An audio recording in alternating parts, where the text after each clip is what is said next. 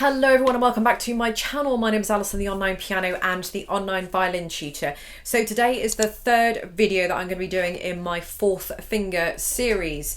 And this one I'm going to be talking about fourth finger vibrato.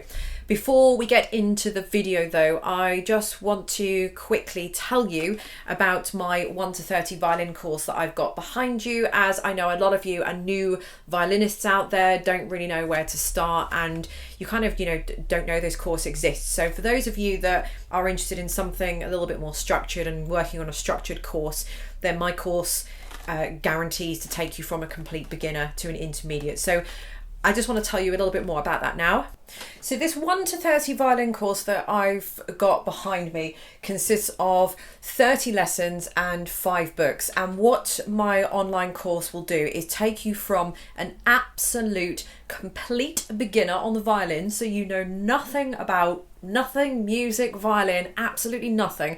And my course will guaranteed to take you to a decent, accomplished intermediate player just with these 30 lessons. So these lessons aim to teach and give you the skills, the information and the knowledge needed to be able to go off and learn and play any piece by yourself. There's no learning by rote or anything like that.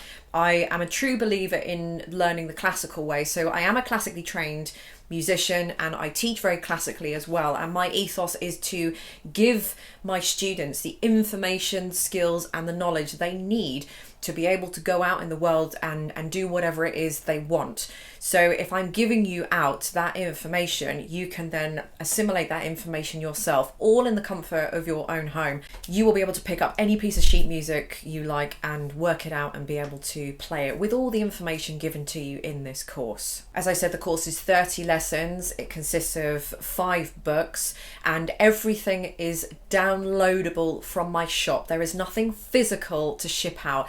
These are just books that I have printed out from my printer at home, and then I've just bound them together myself, but everything is downloadable. So the second you have paid, you will then get a link that you can download the books and you can look at it on your tablet, your computer, your laptop. You can print them out, you can have them professionally printed, whatever you feel you want to do. But as soon as you've paid, you can literally be starting your journey to playing the violin. Okay, so fourth finger vibrato, why don't we like it? Well, we don't like it because it just sucks basically. But in the previous video I was telling you about, actually watch the 2 previous videos I've done, because I've talked a little bit about the tendons and the muscles in the hand and why we don't like them. So I don't really want to kind of go over that again because I've already spoken about that in those videos. But if you just go and quickly watch those videos, you'll understand a little bit more about it, and it will help you, because I've left the vibrato video until the third video in the fourth finger series, because you do kind of need to sort of know and do the other ones before you do this one, rather than just sort of jumping straight into this one. So I'm going to assume that you've kind of watched those videos and you understand a little bit more about it and what's happening and the tendons and the muscles and that kind of thing. But as for fourth finger vibrato, I mean, it is just the same as regular vibrato anyway. It is just with the fourth finger. So I just want to point out that the way I teach vibrato, I have 3 videos on vibrato actually that I will link directly underneath this video. So I'm not going to teach you how to do vibrato in this video. I'm going to assume that you've already watched those vibrato videos, know how to do it, but just want a little bit more help on the fourth finger. There are 2 ways of doing vibrato: wrist vibrato and arm vibrato. This is wrist vibrato. So I do wrist vibrato, where I'm the main movement is coming from my wrist. Arm vibrato is more, I can't really do arm vibrato because I don't do it, but the movement is coming more up from here, so the whole arm is moving. Now I don't do arm vibrato, obviously, as that was evidenced there. I do wrist vibrato, and depending on the way you hold the neck of the violin will determine which vibrato you do, wrist or arm. Now I want to point out that no one way is right or wrong. So arm vibrato is not better than wrist and vice versa. Arm vibrato doesn't sound any different to wrist and vice versa. They are both the same thing, the same sound, the same everything, but depending on which vibrato you do learn will depend on how you hold the violin. Obviously my students do wrist vibrato because that's how I teach them to hold the violin. So if you are holding the violin the same way as me, then this will be useful to you, and my videos, my 3 vibrato in-depth vibrato videos that are linked underneath are of that method. If you hold the violin, the neck of the violin, differently to me, then you'll want to find a video that does arm vibrato, and this won't really be any use to you really as such.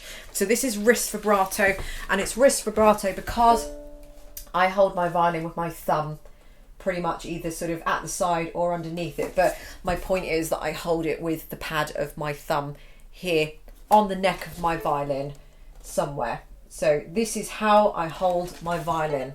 This is how I teach my students to hold the violin, and this is how I've been doing everything on the violin for 35 years, and it's been working fine for me. If you're doing arm vibrato, some teachers will teach you to kind of put the violin more kind of in that sort of bit there, where it kind of just plants in there, or kind of you're holding with kind of that part of the thumb there. So I hold with the very tip of the thumb. Some people sort of hold with that kind of part of the thumb. Now I just can't do that because I'm too far gone, old dog, new tricks and that kind of thing. So if your thumb sort of sticks out more above like this, then you're going to be playing the violin in a much different way, and then you're going to be doing arm vibrato. You'll be able to see that you can do that whole arm vibrato where it's all coming from here when you're holding up like that. I'm not very good at that. In fact, I can't do that, by the way, so please don't criticize that, because I don't do arm vibrato and I don't hold the violin that way. I was just quickly demonstrating. But if you hold the violin the way I do, which is more with the pad of my thumb and my thumb bent like this, then you will be doing wrist vibrato. But as I say, there is no right or wrong. If you hold the violin the way I do, which is like this, then you'll want to be doing wrist vibrato. If your thumb sticks out more, like you can see it's sticking out more here, then you'll want to be doing arm vibrato, and you'll want to find a video that's appropriate for doing arm vibrato. So assuming that you've watched my vibrato videos, you will know that I teach it in a kind of rocking way. Now for the 4th finger, again, I mean, there's no kind of there's no magic wand, there's no magic potion to any of this. I just kind of I don't know, I wanted to make a video to try and help you with the 4th finger vibrato, but actually now I'm kind of thinking about it, there isn't really much that I can really say to you that, you know, oh, do this and your 4th finger vibrato is going to be perfect. It doesn't really work like that, but I think just acknowledging that the 4th finger is very, very difficult is kind of means more than actually finding a suitable way to kind of do it, because there isn't one really. Everybody finds it difficult, and you just have to find a way to overcome that. So when you are doing the 4th finger, what I tend to do is just have it work a bit harder. So I don't really like doing the 4th finger for long periods of time, because it's very, very difficult to keep up. I also find as well that I can't keep it consistent. So like my 1st finger is easy to do.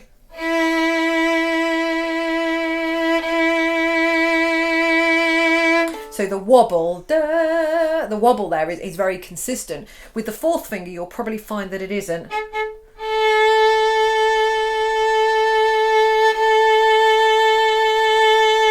Actually, it's not too bad, but it's sometimes it is and sometimes it isn't.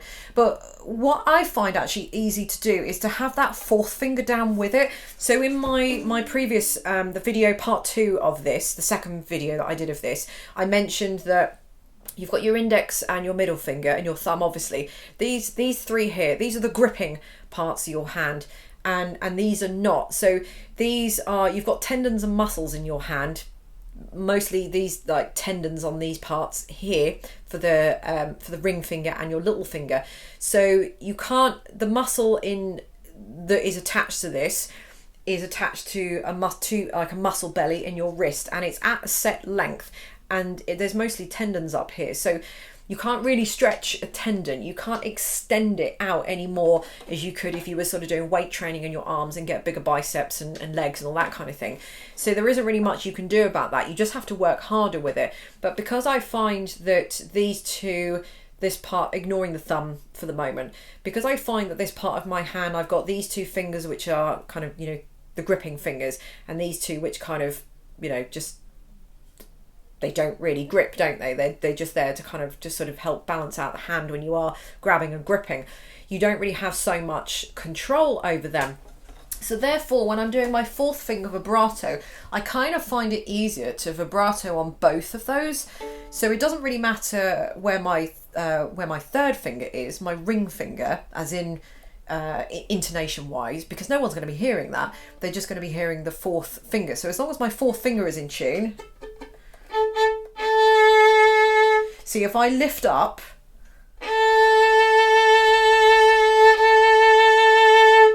I can do it, but actually I find that quite extremely painful, and I'm not really used to doing that, because even though there's nothing on there, my hand is kind of up. I feel like my hand is awkwardly weighted, that, I mean, you can see the tension on that little finger. If I put my third finger next to it,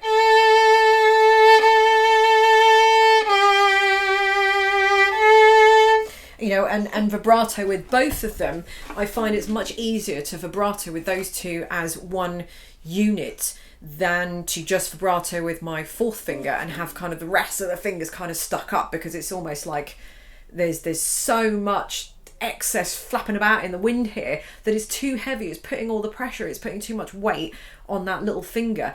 But because these two are separated in the hand, you've got, you know, these two fingers that do everything, along with the thumb obviously, and these two that don't, I just find it much easier to do vibrato on these two fingers together. So let me just show you that again. So I'm putting most of my weight on the fourth finger, and my third finger is just kind of, it's just there. It's there instead of having it stuck out in the air doing nothing, because I don't, that's too complicated.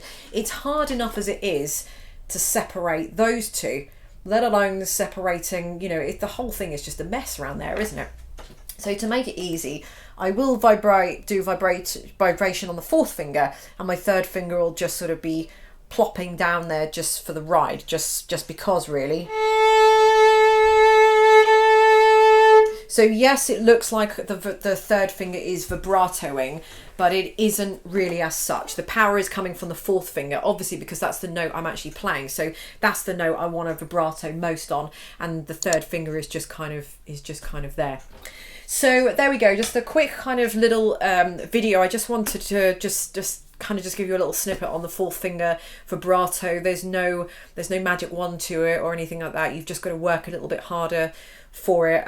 You know, just try and make sure that your arm is angled round enough. But again, I spoke about that in the previous two fourth finger videos, so it'll be helpful if you kind of watch those first, because then it will kind of all kind of culminate up to this one. So I'm assuming that you've done all those and you've done those exercises from the previous video and things like that. So that's kind of it, really. It all kind of works in succession, which is why I've left this one until the third one. So I hope this has helped you. I hope you've enjoyed it. All the links to everything mentioned will be directly underneath this video. But thank you very much for watching, and I'll see you in my next one. Bye.